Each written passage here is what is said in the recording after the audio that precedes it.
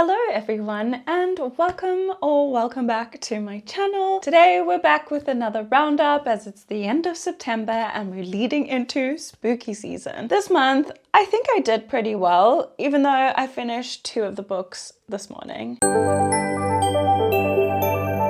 So let's start with the stats as we always do. I read 4 fantasies, 3 romance, 1 mystery, 1 historical fiction, and 2 manga. Those are the 2 that I finished this morning. I don't know, do mangas actually count as books? Because it's still pages you're consuming, even though there are some pictures involved, but there's still words on the page. So let me know what you think about that. In total, I read 3,234 pages, which makes it 11 books in total. Some of the books were a lot shorter this month. Still, I feel like I got through a lot. As you saw, I did a 24-hour readathon, which is where I got my bulk of my reading done. So I'm really happy with what I did this month. We are right on track with our Goodreads goals as well. I don't know if I mentioned before, but my goal was to read 70 books this year. We are up to 63 already. So I've done really good, and I think I will go over because this is my TBR shelf here and it is huge. I got a lot of books out of the library for like spooky season. You'll see it's coming up this month. I'll do a little spoiler, but we're reading spooky books for the month of October. So I got a few books out of the library. I've downloaded some on my Kindle as well, some more paranormal stuff. Let's start with a book that I read in the beginning of the month. We'll go in chronological order like that. So the first book we finished was This Woven Kingdom by Tahira Murphy. I gave this book a 3.5. If you did watch my vlog on this, you'll know I love her writing in the Shatter Me series, but in here it just felt like it was overwritten. Too much detail was given. Like, I didn't need to know about every leaf that was falling off a tree, every bug that flew past them. Like, there was just a little bit too much in it. I did still enjoy the storyline enough, so I went and I bought the rest of the series. So this is another series we need to complete. It follows our main female character, Eliza, and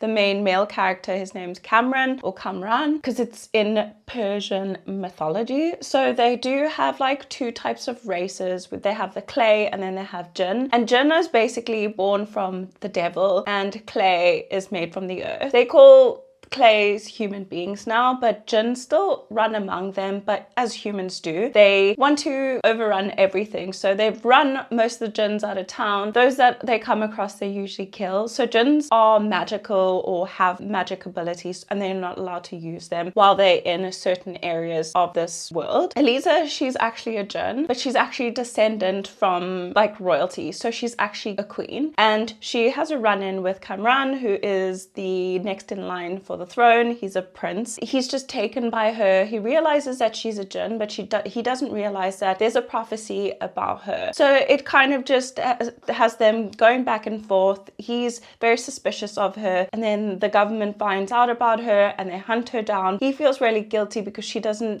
know if she knows that she's a queen. So it's an adventure, and it could have been so much better if it wasn't so overwritten. The use of language was crazy. I read a bit of this in my vlog, and just reading it back now, I don't know why that use of language was used, and I just don't get it. I know they're royalty and stuff, but anyway, I am looking forward to the next book because this ends on a little bit of a cliffhanger. It was a good enough one to make me go buy the rest of the series. So I hope it gets better after that. Now that I kind of know and understand the world a little bit, I think it will be a little bit more enjoyable. Next, I read Confess by Colleen Hoover. This I gave a 3.5 star to, just because I felt like the story was underdeveloped, but I really did like the story. It was relatable and I connected with the characters immediately. I've said this before and I'll say it again. Sometimes Colleen Hoover's writing is like crack, with the exception of It Starts With Us. I love most of the books I read from her. Like, I loved Layla. No, not many people like that. I liked Regretting You, Reminders of Him. Like, all those books I really, really enjoyed. This was more of like a YA version, but I really enjoyed it. It follows our main female character, Auburn, and another guy named Owen, and they accidentally cross paths because she's down and out, moved to a new town in Texas, finances. She is currently working as a hairdresser, but she hates her job and it's not bringing in enough money for what she needs. And she sees a job post on just a random building's wall and it's looking for someone to help in an art gallery. And Owen is the artist as well as the owner of the gallery. So he gets her to help him out for the night and the two just hit it off. They become like instant friends. Like he knows her somehow, but we don't know why. And we found out at the end. Autumn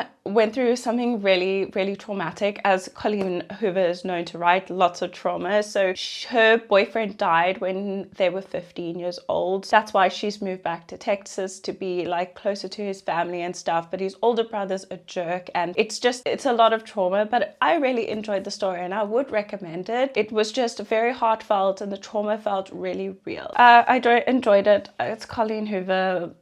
I know everybody has something to say, but her books are sometimes just... I heard someone describe a book as a bag of potato chips, and I agree. That's what her writing is like. It's like you just want one more, but you know it's not good for you. Just my opinion. After that, I read 7 Days in June, which I gave a 2.5 star to. It's by Tia Williams, and it was my first time reading her books. I really did want to read a book by a Black author. Yeah, that was my first experience, and I really wanted to try it out because I've heard other Black creators talk about her and really enjoy her work. 2.5 says enough. Like, it wasn't the worst book I ever read, but it definitely wasn't my favorite book. It was a romance, which again makes me feel like maybe that's why I didn't enjoy it that much, because I don't read a lot of romance. I don't love romance unless it's dark romance. So it follows two characters, Eva and Shane, and they are kind of high school sweethearts, but their love affair didn't last very long. It was kind of 7 days. They ran away from home and hid out and took a bunch of drugs because she suffers from a chronic illness and it's migraines and stuff. To manage her pain, she was dosing herself with like Percocet and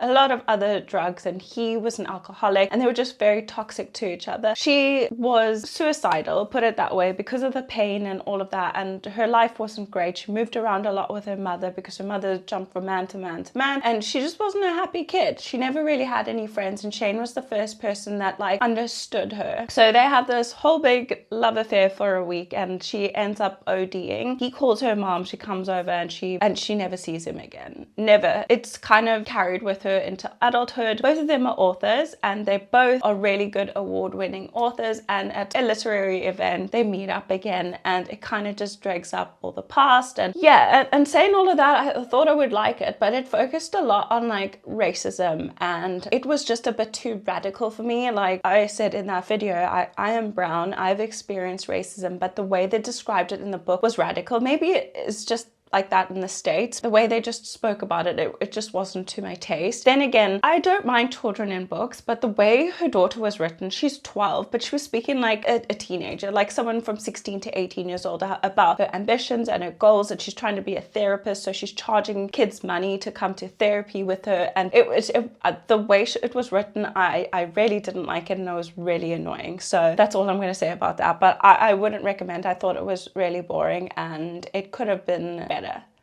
in my opinion. Next, I read Malibu Rising by Taylor Jenkins Reid. Said that right this time. I was excited to read this book because I loved The Seven Husbands of Evelyn Hugo, which I guess is the only book I've read by her. So I don't know what I was thinking, but I thought all her books would be that great. This wasn't. It was so boring. It's very difficult for me to explain, as well as it's like a historical fiction, so it was based in like the 1970s, and it follows the Reaver family and a bunch of generational trauma. In saying that, I thought it would be focused more on the kids and the impact that their parents' toxic relationship had on them. It kind of was focused on everybody around them, absolutely everybody. Carrie Soto makes an appearance in it, and I have the books Carrie Soto is back, but I haven't read it yet. She makes an appearance in it. Then it's like this one's girlfriend, that one's husband, this one's friend, and it was just, I would have liked it to be just about the family and what they went through, and focusing a little bit more on the kids. But it was Nina, Mick, and her dad, a little bit of the sister and the two brothers, but there just wasn't enough substance in the book to make it relatable or make you connect with any of the characters. So I personally didn't enjoy this. It was a chore to finish. I got a library fine because I was trying to finish it, but it was just so boring, so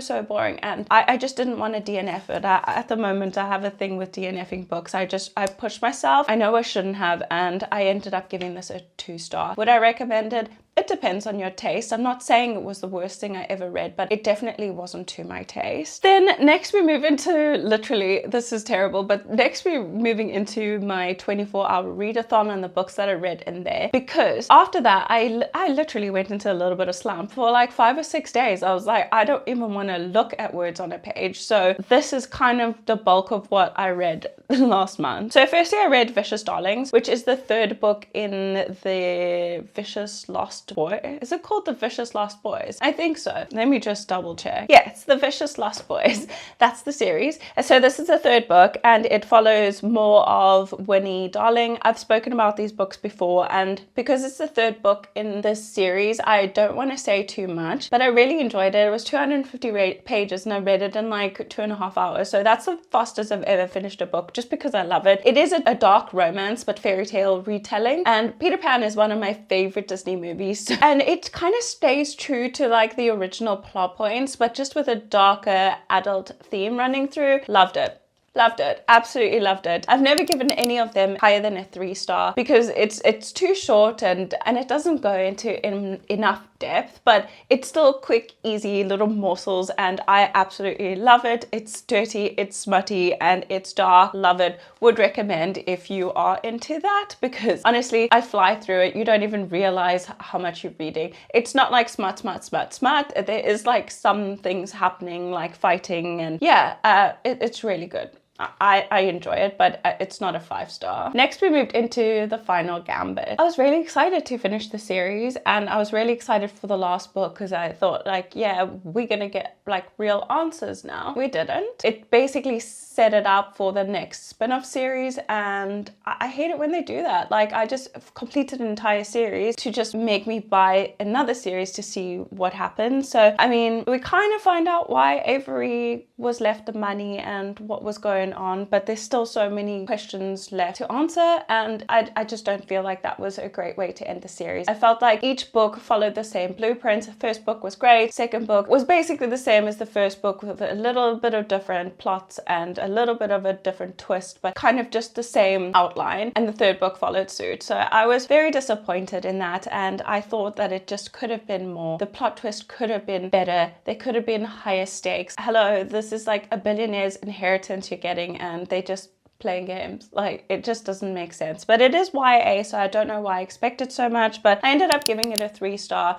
As a whole, I'd give the whole series a 4 because that's what I rated both the other books. But yeah, not the best thing I ever read, and I would recommend it, especially if you're a younger reader, but I think for adults, I think it's lacking. I can't tell you too much about that either because it's the third in the book. So that was a 3-star. Then I read Sidetracked. So this is the second book in the Mindfuck series. I decided to read them all separately because I wasn't entirely sure if I would like it. So I didn't want to buy like the big bulk book. And so I just downloaded it on my Kindle and got each individual book. So the first one I gave a 3-star to, which was, I can't remember what it was called now. But yeah, the first one I gave a 3-star to, and Sidetracked, which is the second one now, I gave a 3.5-star to. So I'm sure I mentioned this before, but the whole story follows a serial killer, and she is dating a FBI agent. They kind of hot on her trails right now. Someone kind of knows what happens, and she's starting to make a little bit of mistakes because she's so in love with this guy. But I really preferred the second book because we got a closer look at Lana as a character and Logan and their relationship and how they really feel about each other, and I could really connect to them now and see what her true character is, and I thought it was great, and I'm hoping that the series gets better with every single book because it's about 120 pages per book, so it's quite short and it doesn't leave you a lot of time to kind of connect with anyone or anything. So I think I'm going to pick up the next book probably when we're done our spooky season because I won't have much time, I don't think. Like that, I read it fairly quickly as well, but I would recommend if you like dark romance as well. Then I read Fracture Me, which is right here. I also had The Final Gambit. For some reason I didn't pick it up. I read Fracture Me, which was the second novella in this Unite Me.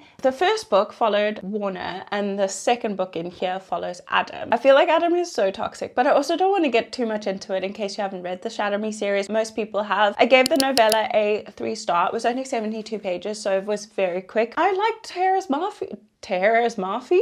I like Tahira Murphy's writing in this. I just find it very lyrical and poetic almost, and I don't know, I just really like the way she's written this as opposed to the way she's written this. I enjoyed it enough. At the end there was like Juliet's diaries, but after my 23-hour or 24-hour readathon, I literally couldn't focus on the font. It's like in italics, and it was hurting my eyes, so I haven't read that yet, so I might just read that. Won't count as a book, I might read that. But yeah, it just follows Warner from the time when him and, or did he rescue Juliet? I can't remember. But from the time when him and Juliet came to Omega Point till they lost her again. So I don't know if that is a spoiler, but it might be. But it's between Unravel Me and Ignite Me, so I read that one then. I'm really hoping to read Ignite Me soon. This is going to be a really long video. I usually do my roundups pretty quickly, but today I'm just a chatty Cathy, so sorry about that. We're almost done. Then I finished Ninth House. So Ninth House I've been reading for over a month. If you saw my video where I picked this up, it was when I was doing my TBR jar. This is so boring, for me at least. It was very academic, and I don't think I've ever read dark academia before, but it's sold as an adult fantasy as well. It's not. It's magical realism in my opinion. So it's all in our time. There's cell phones, there is coffee, it's done on Earth, but they just have some